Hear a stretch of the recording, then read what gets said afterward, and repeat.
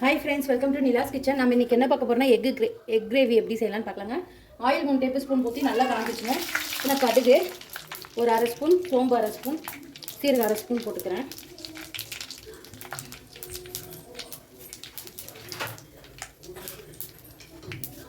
பாருங்கள், இது நல்லா வெடிச்சிருச்சு கடுகு சீரகமெல்லாம். இப்போ நான் சின்ன வெங்காயம் ஒரு 50 கிராம் மட்டும் கட் பண்ணி வச்சுருக்கேன். ஒரு 10 சின்ன வெங்காயம் அதையும் போட்டு நல்லா வதக்கோங்க.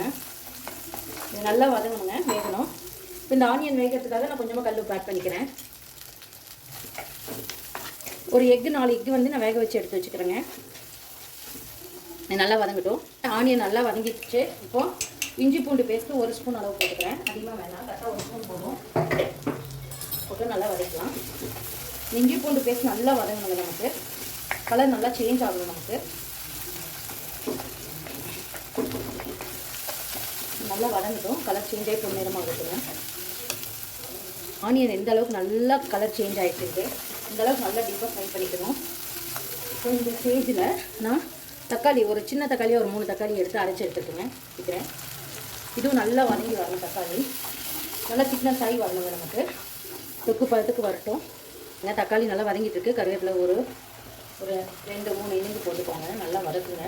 இன்னும் தக்காளி கெட்டி ஆகணுங்க. நமக்கு ஆயில் பிரிஞ்சு வரணும். தக்காளி வதங்கி எவ்வளோ சூப்பராக ஆயில் பிரிஞ்சு வந்துருச்சுங்க. இப்போது மஞ்சத்தூள் ஒரு 1/4 ஸ்பூன் அளவு போட்டுக்கிறேன். நான் எல்லாம் அஞ்சலி பெட்டி ஸ்பூனில் சொல்கிறேங்க அளவு. ஒரு 1/4 ஸ்பூன் வந்து ரெட் சில்லி பவுடர் காரத்துக்கு. ஏன்னா நான் கறி மசாலாவில் காரம் கம்மியாக போட்டிருக்கேங்க. அதனால் குழம்புத்தூள் வீட்லேயே அரைச்சது ஒரு 2 டேபிள் ஸ்பூன் நான் போட்டுக்கிறேங்க. நல்லா மிக்ஸ் பண்ணிக்கிறேன். பாருங்கள், இந்த அளவுக்கு நல்லா சூப்பராக கலர் ஆகிடுச்சு பாருங்கள். இப்போது மசாலா போட்ட உடனே இப்போது நம்ம கிரேவிக்கு தேவையான அளவு தண்ணி ஊற்றிக்கலாம். எக் கிரேவிக்கு இது நல்லா சுண்டி வரட்டுங்க குழம்பு. வேறு எதுவுமே நம்ம ஆட் பண்ண வேண்டியதில்லை. முட்டை குழம்பு நல்லா கொதிச்சிட்ருக்கு. இப்போ நான் எக்கு வேக வச்சதை கீரி போட்டுக்கோங்க. இது உடச்சு தெரிஞ்சு ஏற்றணும். படிக்கலையா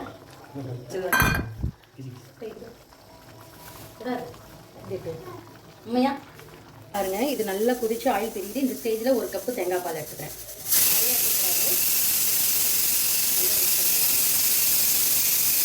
நல்லா வதங்கணும். எவ்வளோ சூப்பராக கொதிச்சு வந்து வருதுன்ட்டு.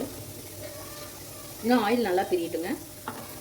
இவ்வளோ சூப்பராக ஆயில் பிரிஞ்சிருச்சுங்க. அவ்வளோதான், சூப்பரான ஒரு முட்டை குழம்பு ரெடி ஆயிடுச்சுங்க. கிரேவி கண்டிப்பாக நீங்களும் இந்த மாதிரி ட்ரை பண்ணி பாருங்கள். ட்ரை பண்ணி பார்த்து கமெண்ட் பண்ணுங்கள். இந்த வீடியோ பிடிச்சிருந்தா லைக் பண்ணுங்கள், ஷேர் பண்ணுங்கள், மறக்காமல் சப்ஸ்கிரைப் பண்ணுங்கள். இன்ஸ்டாகிராம் பேஜையும் ஃபேஸ்புக் பேஜையும் ஃபாலோ பண்ணிக்கோங்க.